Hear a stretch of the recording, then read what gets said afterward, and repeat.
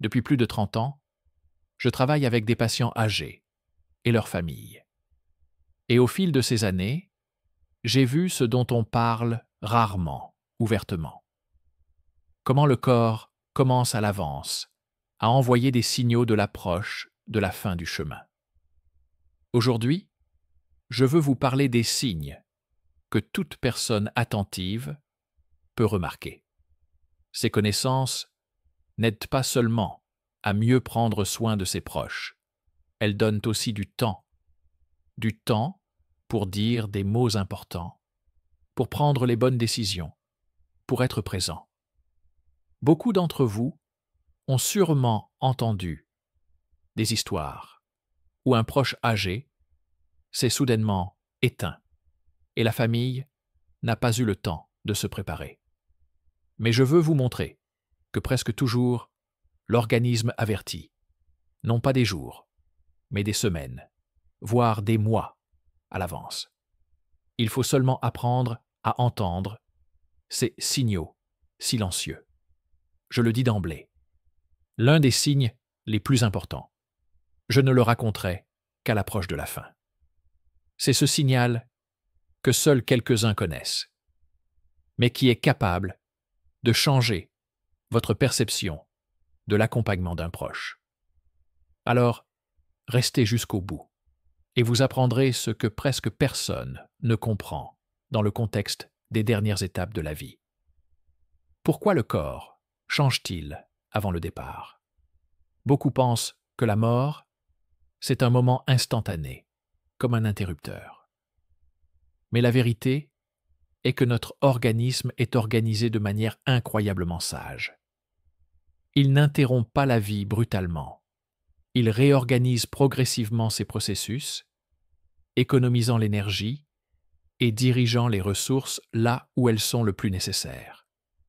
Imaginez, vous avez une batterie qui se décharge.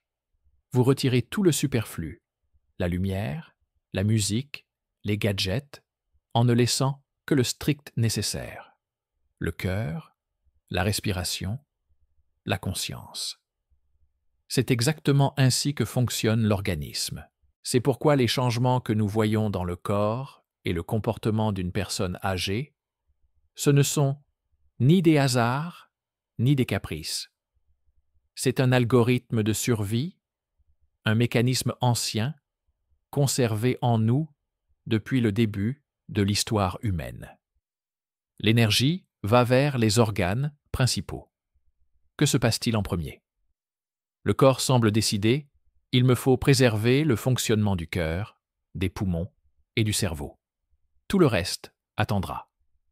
En conséquence, l'irrigation de la peau, des muscles, du système digestif diminue.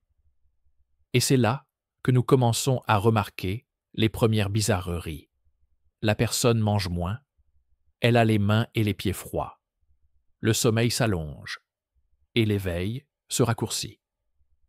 Pour les non-initiés, tout cela ressemble à « il fait des caprices », caractère sénile, simple fatigue.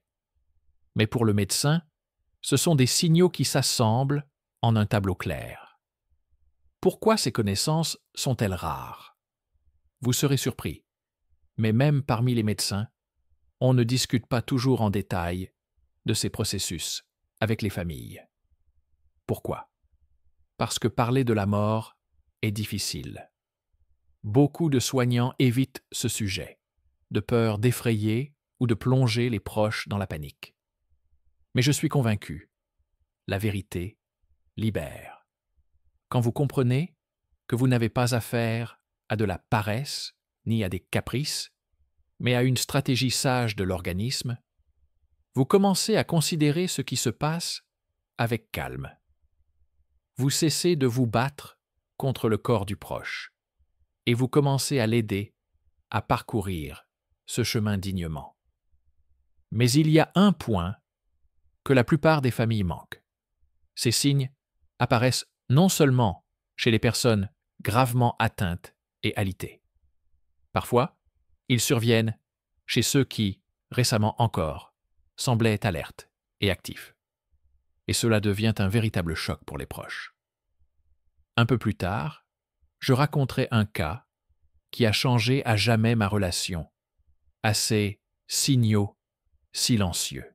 Aujourd'hui, je vais vous montrer 8 signes principaux qui apparaissent à mesure que l'organisme passe à l'étape finale de la vie. Nous avancerons pas à pas. Nous parlerons d'abord de la façon dont l'appétit et le sommeil changent, puis de la peau et des extrémités. Ensuite, de la respiration et du travail du cœur. Ensuite, de la conscience et du comportement. Et, enfin, de la température et de la thermorégulation. Chacun de ces signes, nous l'examinerons en détail, avec une explication scientifique et des conseils pratiques, que faire et comment la famille doit réagir. Mais ne vous hâtez pas de penser que tout cela va de soi. Beaucoup sont convaincus de savoir à quoi ressemble le vieillissement. Mais seuls quelques-uns comprennent quelles sont précisément les nuances qui indiquent le passage à la phase finale. Je vous donnerai ces détails. Certains d'entre eux peuvent même sembler effrayants. Et pourtant, en les connaissant, vous pourrez agir avec sagesse et amour. Ainsi, vous comprenez maintenant le tableau d'ensemble. L'organisme économise l'énergie en restructurant le travail des systèmes.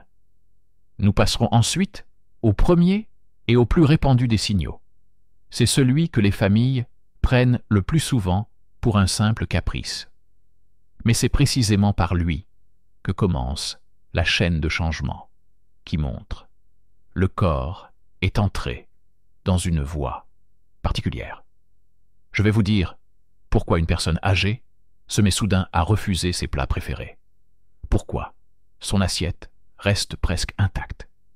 Et ce que cela signifie réellement.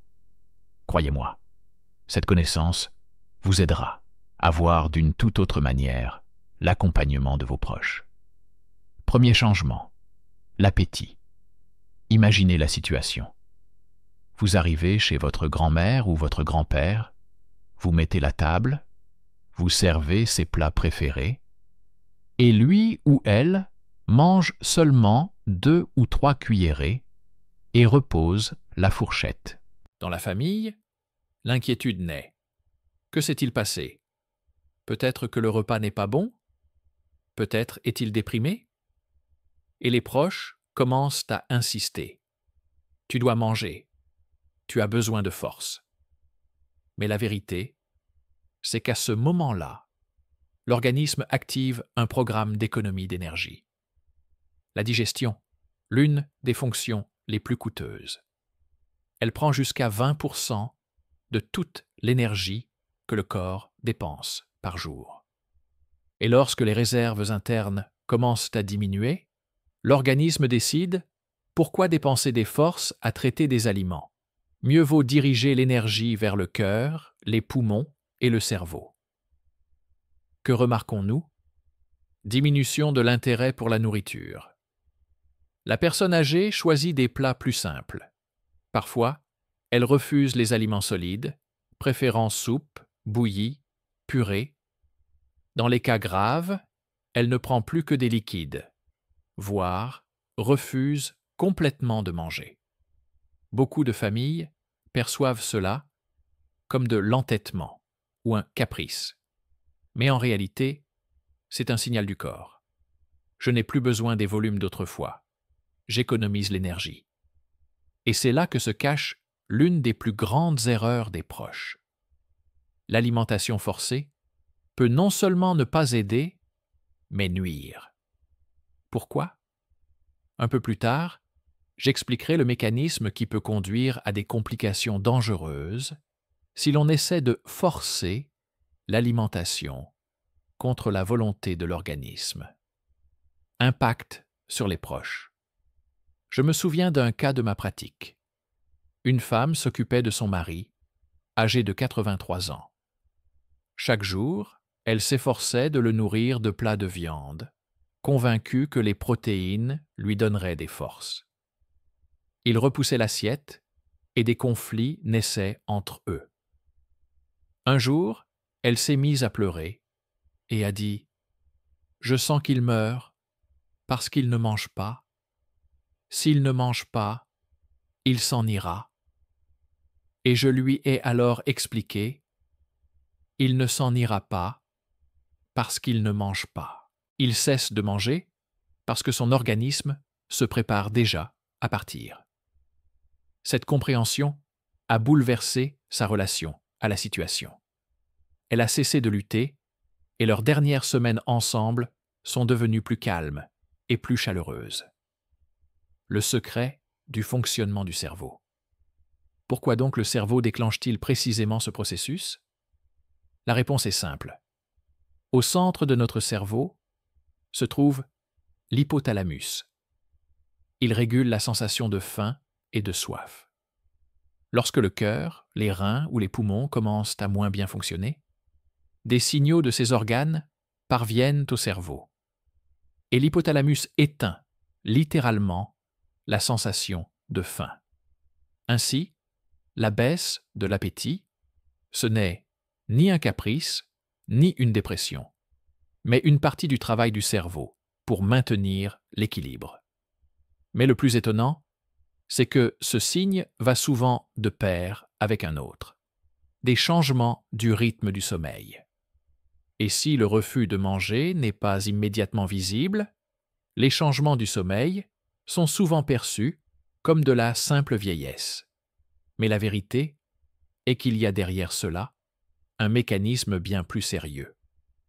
Deuxième signal, le sommeil. Vous remarquez que votre proche commence à dormir davantage. D'abord, il s'allonge une demi-heure dans la journée. Puis il se met à somnoler 3 à 4 fois par jour. Et puis, soudain, il s'avère qu'il passe 18 à 20 heures par jour au lit. La famille s'inquiète, généralement. Que lui arrive-t-il? Pourquoi dort-il tout le temps? Mais du point de vue de l'organisme, c'est un choix intelligent. Pourquoi cela se produit-il? Pendant le sommeil, le métabolisme diminue d'environ 10 à 15%. Cela signifie que le corps dépense moins de ressources pour maintenir le fonctionnement des organes. Pour un organisme fatigué de lutter, le sommeil devient un moyen de conserver l'énergie. Le cerveau reconfigure les rythmes circadiens. La production de mélatonine, de sérotonine et de dopamine diminue. Tout cela conduit au fait que la personne s'endort plus facilement le jour et veille la nuit. Mais attention, beaucoup de familles confondent la somnolence naturelle avec des états pathologiques. Parfois, derrière la somnolence se cache un délire, un trouble aigu de la conscience qui peut être réversible. Comment distinguer l'un de l'autre? Nous l'examinerons un peu plus tard. Conseil pratique. Que faire si votre proche dort tout le temps? N'essayez pas de le réveiller de force pour le ramener à une vie normale. Laissez le corps se reposer. C'est un processus naturel. Mais observez attentivement. Si à la somnolence s'ajoutent des changements brusques de comportement, des hallucinations, de l'anxiété ou une désorientation, il faut absolument appeler un médecin. Mini-histoire tirée de la pratique. Un jour, la fille m'a appelé et a dit « Docteur, maman dort tout le temps. J'ai peur qu'elle meure. » Quand je suis arrivé, j'ai vu une femme de 90 ans qui dormait effectivement presque toute la journée. Mais, à son réveil, elle était calme, souriait, reconnaissait ses proches. C'était un processus naturel d'extinction. 2 semaines plus tard, elle est partie, mais les derniers jours furent calmes et sans souffrance. Dans un autre cas, un homme de 78 ans est soudain devenu somnolent et confus. Nous avons fait des analyses. Il s'est avéré qu'il avait une infection des voies urinaires ayant provoqué un délire. Après le traitement, il est redevenu plus alerte. Voilà pourquoi il est important de distinguer ces états. quand une personne cesse de manger et dort beaucoup, les proches ont l'impression qu'il abandonne. Mais la vérité est que le corps n'abandonne pas, il s'adapte. Il lutte jusqu'au bout, il choisit simplement une stratégie intelligente, économiser les ressources et les répartir là où c'est réellement important. Et c'est ici qu'apparaît l'une des plus grandes énigmes. Pourquoi chez certaines personnes, la somnolence et la perte d'appétit progressent-elles graduellement, alors que chez d'autres, ces signes apparaissent brutalement, comme en une seule nuit?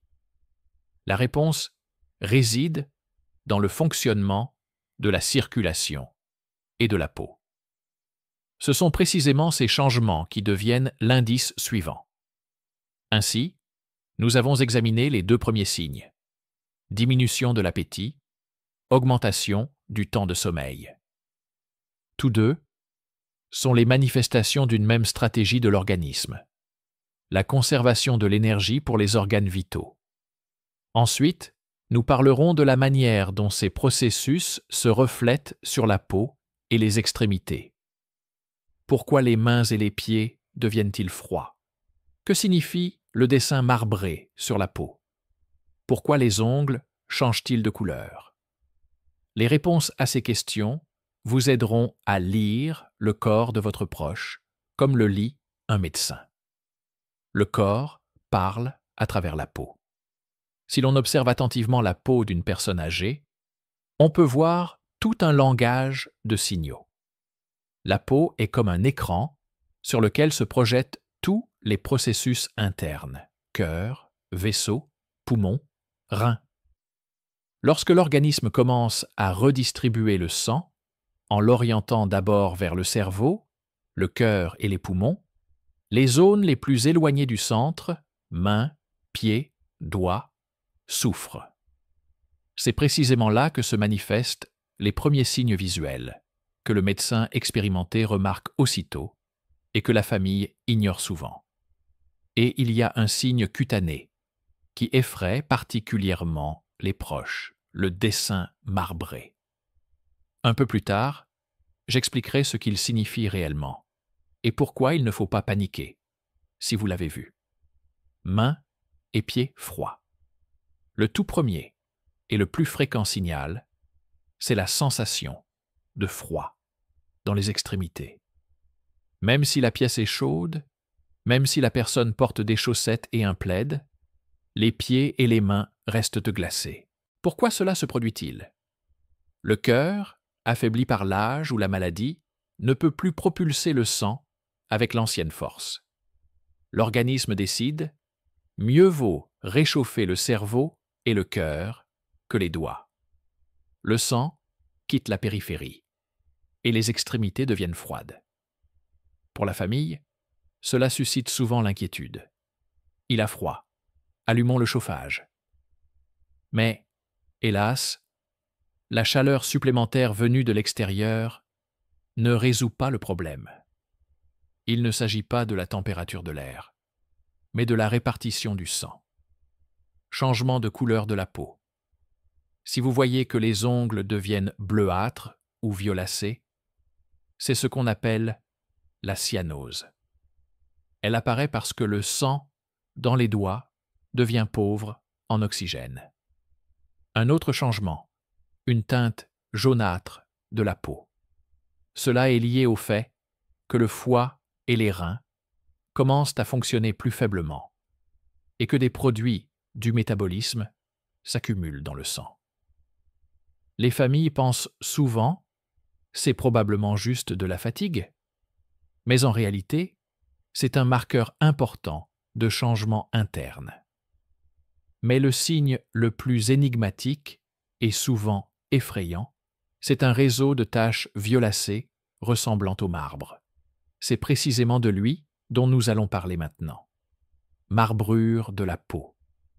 Ce phénomène, les médecins l'appellent livedo reticularis.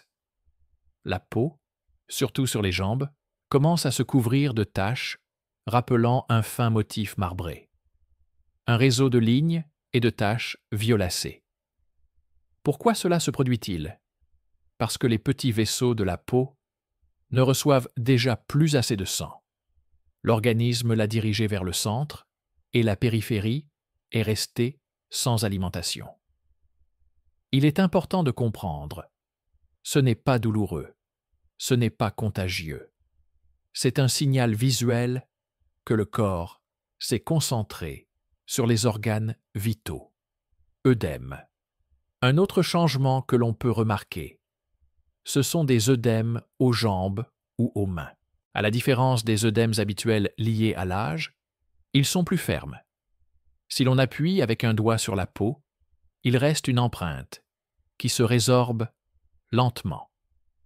La raison en est que le cœur ne parvient plus à renvoyer le sang depuis les extrémités, et le liquide stagne dans les tissus. Et le système lymphatique, qui devrait évacuer l'excès de liquide, fonctionne, lui aussi, moins bien. Mais le plus intéressant, ce sont les changements des ongles. Ils peuvent en dire long sur la manière dont l'organisme fait face au manque d'oxygène. Voyons cela. Les ongles comme miroir de la circulation. Prêtez attention aux ongles de vos proches. S'ils sont devenus plus épais, cassants, ont pris une teinte jaunâtre, cela signifie que les cellules responsables de la croissance de l'ongle ne reçoivent pas une nutrition suffisante. Si les ongles prennent une couleur bleuâtre, c'est encore un signe de manque d'oxygène. Parfois, on observe un arrondissement des extrémités des doigts, ce que la médecine appelle des doigts en baguette de tambour. Mais il est important de préciser, les doigts en baguette de tambour sont généralement le signe d'un manque chronique et prolongé d'oxygène, par exemple dans les maladies pulmonaires. Cela n'apparaît pas en une semaine et n'est pas un présage rapide de la mort. Néanmoins, chez une personne âgée déjà à un stade final, la croissance ralentie des ongles et leur modification sont un autre signe que l'organisme redistribue l'énergie. Histoire tirée de la pratique. Je me souviens d'un homme de 85 ans. Sa famille a remarqué que ses jambes étaient devenues froides, même en été. Ils lui ont apporté des bouillottes, mais le froid ne partait pas. Lorsque j'ai examiné sa peau, il y avait déjà un léger motif marbré. La famille a eu peur, mais je leur ai expliqué. Ce n'est pas une maladie de peau. C'est le signe que le corps s'emploie à préserver le cœur et le cerveau. 3 semaines plus tard, l'homme est décédé paisiblement dans son sommeil. Autre cas, une femme de 92 ans. Des œdèmes ont commencé à apparaître sur ses jambes et sa fille pensait que c'était à cause du sel. Mais en réalité, le cœur fonctionnait déjà très faiblement et le liquide ne remontait tout simplement pas. Lorsqu'ils l'ont compris, ils ont cessé de la gronder pour son amour du salé et ont commencé à l'aider à s'asseoir et s'allonger plus confortablement pour que les jambes ne souffrent pas. Mais le plus inattendu est encore à venir. Les changements de la peau et des extrémités, ce n'est que la partie externe du tableau. À l'intérieur, à ce moment, se produisent des processus bien plus dramatiques, liés à la respiration et au cœur. Et ce sont précisément eux qui deviennent les signaux décisifs suivants. Conseil pratique pour la famille. Ne vous effrayez pas des mains et des pieds froids. Réchauffez la personne avec une couverture, mais n'essayez pas de vaincre le froid. C'est un processus naturel. Surveillez la couleur de la peau, la cyanose et les marbrures. Sont des signaux que la circulation change. S'il y a des œdèmes, placez un coussin sous les jambes pour éviter la stase des liquides. Ne grondez pas et ne blâmez pas. Tous ces changements ne dépendent pas de la volonté de la personne. Ainsi, Nous avons vu que la peau et les extrémités sont le miroir des processus internes. Le froid, le changement de couleur, les marbrures, les œdèmes et les modifications des ongles, tout cela indique que le sang s'est concentré sur les organes vitaux. Dans la partie suivante, nous parlerons de ce qui se passe avec la respiration et le cœur. Pourquoi la personne commence-t-elle à respirer de façon étrange, avec des pauses? Que signifie la célèbre respiration de Shane Stokes? Et quels sons nocturnes doivent alerter la famille? Quand la respiration devient-elle un signal? Jusqu'à présent, nous avons parlé de la diminution de l'appétit, de la somnolence et des changements cutanés. Tous ces signes peuvent être perçus calmement. Ils effraient rarement la famille. Mais la respiration, c'est ce qui suscite la plus grande inquiétude. Les proches entendent, pour la première fois, que leur être cher commence à respirer autrement, avec des pauses, difficilement, bruyamment. Et c'est alors que naît, dans la famille, le sentiment « oui, il se passe vraiment quelque chose ». Mais peu savent que ces changements respiratoires, ce n'est pas une panne fortuite, mais un signal précis et régulier de l'organisme. Et il existe un type de respiration capable de prédire une fin toute proche. J'en parlerai un peu plus tard. La dyspnée, le premier signal d'alarme. Même si la personne est assise ou allongée calmement, la respiration devient plus fréquente. Les proches remarquent. Il parle par phrases courtes, car il lui est difficile d'expirer une longue phrase. Parfois, il fait des pauses après 2 ou 3 mots pour reprendre son souffle. La nuit, on entend des inspirations lourdes. Pourquoi cela arrive-t-il? Parce que le cœur pompe le sang plus faiblement, et les poumons sont contraints de travailler en surcharge pour oxygéner tant bien que mal l'organisme. Pour cela, le cerveau augmente automatiquement la fréquence respiratoire. Respiration de Shane Stokes. Le rythme le plus caractéristique et le plus inquiétant. Il se présente ainsi. Quelques inspirations profondes, puis la respiration devient progressivement de plus en plus superficielle. Et ensuite survient une pause, parfois de 5 à 10 secondes. Et le cycle se répète. La famille, épouvantée. Il a cessé de respirer. C'est la fin. Mais au bout de quelques secondes, la respiration revient. D'un point de vue médical, cela s'explique très simplement. Le centre respiratoire dans le cerveau cesse de recevoir des signaux stables sur la teneur en oxygène et en dioxyde de carbone dans le sang. L'organisme réinitialise les réglages et le rythme devient irrégulier.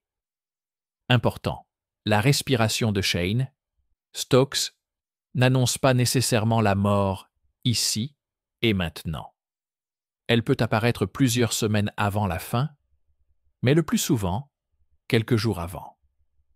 Il existe en revanche un autre symptôme que les médecins appellent le râle agonique. Et c'est précisément lui qui indique le plus souvent que le moment est vraiment proche. J'en parlerai un peu plus tard, mais d'abord, un autre signe important. Bruit respiratoire. Si vous avez déjà entendu comment une personne âgée commence à râler ou à gargouiller pendant le sommeil, vous savez à quel point cela sonne effrayant. La famille s'alarme. Il s'étouffe. En réalité, la cause est simple. Les muscles de la gorge et de la langue sont affaiblis. La personne ne peut plus avaler sa salive ni tousser efficacement. Le liquide s'accumule dans les voies respiratoires et à l'inspiration-expiration apparaît une respiration gargouillante caractéristique. C'est ce qu'on appelle le râle agonique. L'entendre est difficile. Mais il est important de comprendre. À la personne elle-même, cela ne cause pas de douleur. Elle n'a pas conscience de ces sons, car elle se trouve dans un état de conscience modifié ou en sommeil profond. Seuls souffrent à ce moment les proches, qui pensent que l'être cher est en train de se tourmenter. Comment aider en cas de râle agonique? Ne paniquez pas. C'est un processus naturel. Tournez la personne sur le côté. Parfois cela suffit pour que le liquide s'écoule et que le bruit diminue. Relevez la tête du lit pour faciliter la respiration. En médecine palliative, les médecins utilisent des médicaments spécifiques qui réduisent la sécrétion de salive. Le cœur et la respiration, une seule équipe. Tous ces changements ne sont pas liés uniquement aux poumons, mais aussi au cœur. Quand le cœur pompe plus faiblement, le sang circule plus lentement. Le cerveau reçoit moins d'oxygène et le centre respiratoire se dérègle. C'est précisément pourquoi la respiration devient tantôt rapide, tantôt rare, avec des pauses. Et c'est précisément pourquoi elle est si différente du vieillissement ordinaire. Mais le plus intéressant est que parfois, la respiration change même chez ceux qui marchent encore et qui parlent. Et c'est l'un des signaux les plus subtils que les familles omettent souvent. Nous en parlerons dans une mini-histoire séparée. Je me souviens d'un homme de 76 ans, chez qui les petits-enfants ont entendu, pour la première fois, qu'il respirait bizarrement la nuit. Ils ont pensé qu'il avait pris froid. Quand je suis arrivé, il s'est avéré qu'il s'agissait d'une respiration de Shane Stokes. Un mois plus tard, il n'était plus. La famille a dit ensuite « Nous n'avions pas compris que c'était un signe ». Autre cas, une femme de 84 ans. Elle se levait encore du lit et préparait même du thé. Mais sa fille a remarqué que sa mère inspirait très bruyamment, comme si respirer lui était difficile, même au repos. Nous avons fait des examens. Le cœur fonctionnait déjà, à la limite. Quelques semaines plus tard, la respiration est devenue de plus en plus superficielle. Et bientôt, la fin est survenue. Conseil pratique pour la famille. Si la respiration a changé, ce n'est pas toujours la fin, mais c'est toujours un motif d'attention. En cas de dyspnée, asseyez la personne dans une position confortable, en surélevant légèrement le dos. Aérez la pièce. L'air frais facilite la respiration. Ne forcez pas à parler, que la personne s'exprime brièvement à son rythme. En cas de râle agonique, n'essayez pas d'aspirer ou de nettoyer la bouche vous-même. Cela n'aidera pas et ne fera que nuire. Ce qu'il faut retenir. Les changements de la respiration sont l'un des signaux les plus marquants de l'organisme. Ils ne parlent pas de souffrance, mais d'une sage économie des ressources. La personne respire comme elle peut et son corps fait tout pour poursuivre le travail du cœur et du cerveau. Mais les changements respiratoires ne sont qu'une partie du tableau. Non moins importants sont les changements de la conscience et du comportement. Et ce sont précisément eux qui brisent le plus souvent les familles. Car voir un proche se refermer sur lui-même est encore plus difficile qu'entendre sa respiration. Nous avons analysé la respiration, la dyspnée, la respiration de Shane Stokes, le râle agonique. Il est maintenant temps de parler de la façon dont change la psyché et la conscience de la personne. Pourquoi cesse-t-elle soudain de s'intéresser à ce qu'elle aimait auparavant? Pourquoi oublie-t-elle la veille, mais se souvient-elle parfaitement de l'enfance? Pourquoi commence-t-elle à moins communiquer et à se refermer sur elle-même? Quand le regard et la parole changent-ils? L'une des épreuves les plus difficiles pour la famille devient le moment où le proche cesse d'être lui-même. Il est encore là, mais sa conscience fonctionne déjà autrement. Les proches disent souvent « il ne me reconnaît pas ». Elle me regarde à travers moi. C'est comme s'il se retirait en lui-même. Et c'est réellement le cas.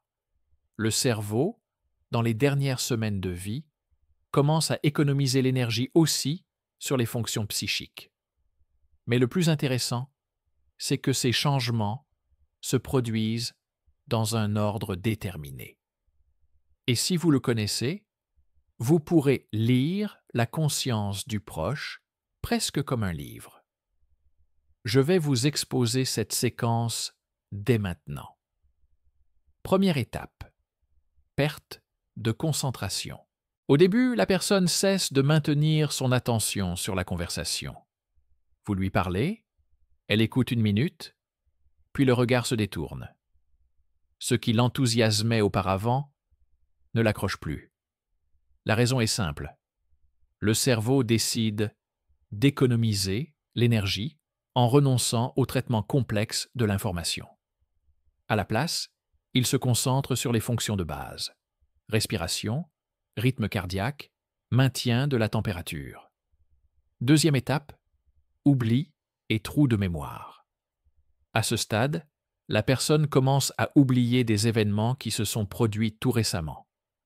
La conversation d'hier, la visite du petit-fils le matin, voire qu'elle vient tout juste de déjeuner. Mais en même temps, elle se souvient de façon étonnamment vive du passé lointain. L'enfance, la jeunesse, les visages de personnes disparues depuis longtemps. Pourquoi ainsi? Parce que l'hippocampe, la partie du cerveau responsable de la formation des nouveaux souvenirs, s'éteint en premier.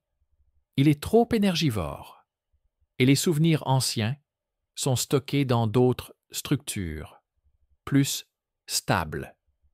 Cela explique pourquoi une personne âgée peut raconter pendant des heures la guerre ou sa jeunesse, mais ne pas se souvenir de qui est venu la voir le matin. Et ici, il y a une nuance subtile. Certaines familles confondent ces trous de mémoire avec l'oubli sénile habituel ou la démence. Mais la différence est que, à l'approche de la fin, la mémoire se perd très rapidement, littéralement, en l'espace de quelques semaines. Troisième stade, retrait social. Les proches commencent à remarquer que l'être cher parle moins. Il cesse d'appeler ses amis, ne s'intéresse plus aux nouvelles, s'assoit de plus en plus souvent en silence. Certains se mettent à penser « il est vexé, il est en colère contre nous ». Mais la vérité est ailleurs. Le cerveau réduit son activité, passant en mode de fonctionnement minimal. Ce n'est ni de la vexation, ni de la colère. C'est un processus naturel de repli sur soi. Le délire, le côté sombre des changements. Il existe un autre état, souvent confondu avec l'extinction naturelle, c'est le délire. Il se manifeste ainsi. Confusion brutale de la conscience, la personne parle de façon incohérente, peut voir des hallucinations, est désorientée dans le temps et l'espace. La cause du délire, souvent réversible, infection, déshydratation, effet secondaire de médicaments. Et si l'on appelle le médecin à temps, on parvient parfois à retrouver la clarté. C'est pourquoi il est important de distinguer. La diminution calme de l'activité est un processus naturel. Une anxiété aiguë, des hallucinations, sont un motif d'appel urgent au médecin. Je me souviens d'une femme qui s'occupait de sa mère. Elle pleurait et disait « Maman ne m'aime plus, elle ne me parle plus ». Quand j'ai examiné la patiente, j'ai expliqué « Elle vous aime, mais son cerveau économise désormais chaque goutte d'énergie. Elle se tait, non pas parce qu'elle ne veut pas parler, mais parce qu'elle ne peut pas. Ces mots ont apaisé la famille, et les derniers jours se sont déroulés sans grief superflu.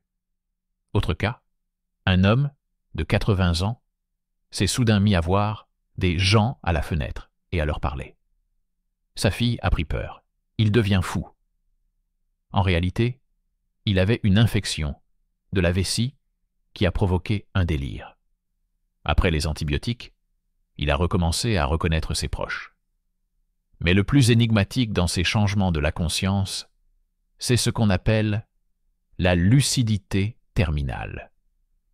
Parfois, la veille de la mort, la personne devient soudain posée, parle clairement, comme si elle revenait à la vie. La famille se réjouit. Il va mieux. Et le lendemain, la mort. Ce phénomène, nous l'examinerons un peu plus tard. Conseil pratique pour la famille. Ne prenez pas le silence ou le retrait pour vous. Ce n'est pas de la vexation, c'est de la biologie. Soyez présent en silence. Votre présence compte plus que les mots. Si des hallucinations ou de l'anxiété apparaissent, appelez d'urgence un médecin. Utilisez des phrases simples. Ne surchargez pas la personne de conversations compliquées. Le plus important, offrez du calme. La personne ressent votre énergie, même si elle ne répond pas par des mots. Nous avons parlé de la psyché, perte de concentration, oubli, retrait social, délire possible. Ces changements sont les plus difficiles pour la famille, car ils modifient la personnalité même du proche. Mais il est important de se souvenir. Ce n'est pas un rejet de vous, mais une adaptation sage du cerveau. Quand le corps perd le contrôle de la chaleur. La température, c'est l'un des indicateurs les plus fiables du fonctionnement de l'organisme. Chez une personne en bonne santé, elle est de 36,6 degrés, parce que le cerveau, l'hypothalamus, régule précisément l'équilibre entre production et perte de chaleur. Mais lorsque l'organisme s'approche de la dernière étape, ce système commence à se dérégler. Les proches remarquent la personne a froid même dans une pièce chaude. Ses mains et ses pieds sont froids. Alors que la poitrine et le front peuvent être chauds, apparaît une sudation nocturne qui effraie la famille. Mais peu savent que ces changements sont parmi les présages les plus fiables d'un départ proche. Et il existe un signe particulier qui apparaît souvent littéralement dans les 24 heures précédant la fin. J'en parlerai un peu plus tard. Pourquoi le froid apparaît-il? Quand le cœur ne peut déjà plus propulser le sang dans les volumes d'autrefois, le flux sanguin se redistribue. Le sang va vers le cœur, les poumons, le cerveau, et les mains et les pieds restent sans réchauffement suffisant. En conséquence, les extrémités deviennent froides au toucher, même si la personne est couverte d'une couverture. Pour la famille, cela ressemble à « il a froid ». Mais en réalité, le corps a simplement cessé de répartir la chaleur uniformément. Chaleur contrastée. Phénomène intéressant. Dans le même temps, la poitrine et la tête peuvent être chaudes, voire brûlantes. Pourquoi? Parce que l'organisme, en dernier lieu, conserve la chaleur au niveau des organes vitaux et du cerveau. C'est pourquoi les proches disent parfois « les mains sont glacées et le front semble brûler ». Et ici, il y a un détail subtil que l'on connaît rarement. Si ce froid s'accompagne de marbrure de la peau et de moiteur, cela signifie que l'organisme est entré dans le stade final d'économie d'énergie. Sueur nocturne et peau moite. L'un des signes les plus difficiles pour la famille, ce sont les sueurs nocturnes. La personne peut se réveiller entièrement mouillée. le drap devient humide. Les proches pensent « il a de la fièvre », donc une infection. Mais le plus souvent, ce n'est pas une infection, mais une défaillance de la thermorégulation. Le cerveau cesse de gérer précisément les processus de sudation. En conséquence, la température oscille, tantôt chaleur, tantôt froid, tantôt sueur poisseuse. C'est un signe naturel que l'hypothalamus ne remplit plus sa tâche. Signe particulier des dernières 24 heures.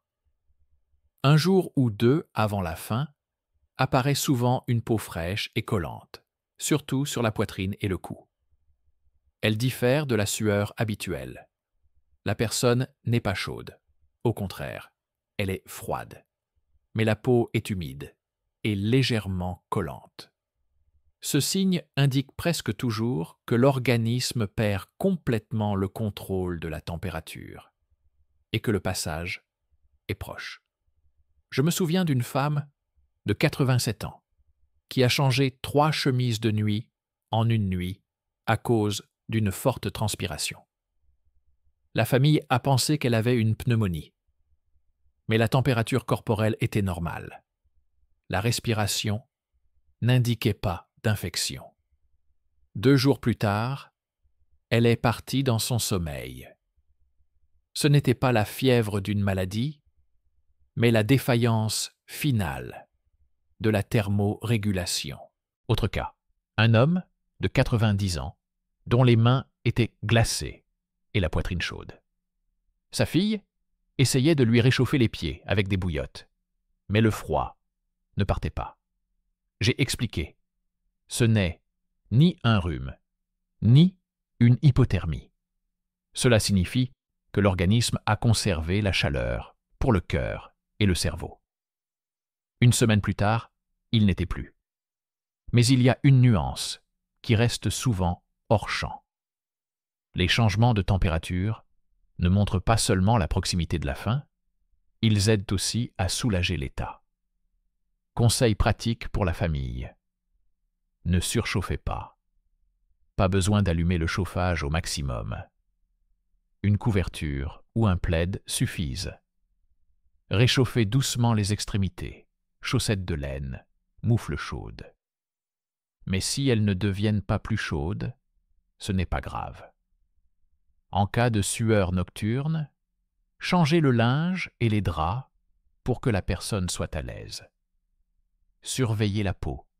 En cas de moiteur, essuyez-la avec une lingette humide pour éviter l'irritation. L'essentiel, ne pensez pas que la sueur ou le froid, c'est de la souffrance. La personne n'a presque jamais conscience pleinement de ses sensations. Nous avons parlé de la perte par l'organisme de la capacité à réguler la température. Extrémités froides, tronc chaud, sueur nocturne, peau moite. Tous ces signes sont les derniers signaux d'un corps qui achève son chemin. Ainsi, nous avons parcouru un long chemin. Nous avons parlé de la manière dont le corps humain se réorganise par étapes quand il se prépare à achever la vie. Chacune de ces étapes n'est ni un hasard, ni un caprice, ni un caractère, mais un ancien algorithme biologique qui permet d'économiser l'énergie et de partir avec le plus de douceur possible. Rappelons-nous les 8 signes principaux: diminution de l'appétit et refus de s'alimenter. L'organisme économise de l'énergie en éteignant la digestion. La soif diminue, l'urine devient moins abondante. Les reins fonctionnent plus faiblement. Le liquide se retient dans le corps. Somnolence croissante et assoupissement. La personne dort jusqu'à 20 heures par jour, réduisant la dépense d'énergie. Changement cutané. Mains et pieds froids, cyanose, marbrure de la peau, œdème. La respiration devient différente. Dyspnée, respiration de Shane, Stokes, râle agonique. La mémoire et le comportement changent. Perte de concentration, oubli, retrait social, délire, les excrétions changent. L'urine s'assombrit, constipation ou incontinence apparaissent. Dysfonctionnement de la thermorégulation. Extrémités froides, tronc chaud, sueur nocturne, peau moite. Toutes ces manifestations s'assemblent en un tableau unique. Ce n'est pas un ensemble de hasards, c'est le mouvement séquentiel de l'organisme vers l'achèvement de son chemin. Mais il existe encore un phénomène à part. On en parle rarement, parce qu'il semble mystérieux même pour les médecins. C'est précisément lui qui devient souvent le dernier cadeau fait à la famille, avant le départ d'un proche. Le phénomène de la lucidité terminale. Parfois, quelques heures ou un jour avant la mort, la personne se ranime soudainement. Elle ouvre les yeux, reconnaît ses proches, parle de manière cohérente, sourit même. La famille se réjouit.